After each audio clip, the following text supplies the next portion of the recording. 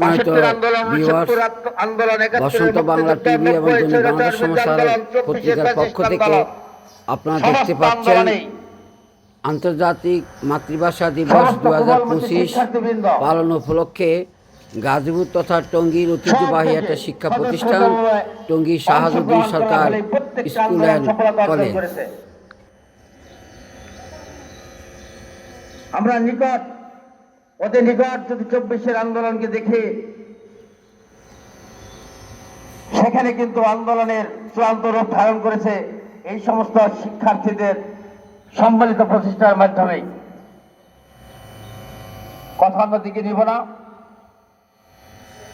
গত কয়েকদিন ধরে পত্রিকায় প্রতিনিয়ত আমি পড়ি যে বিভিন্ন দেশের শিক্ষার্থীবৃন্দ বাংলাদেশের ঢাকা বিশ্ববিদ্যালয়ে বাংলা সংস্কৃতি বিভাগে ভর্তি হয়ে বাংলা শিক্ষাকে চর্চা করার জন্য,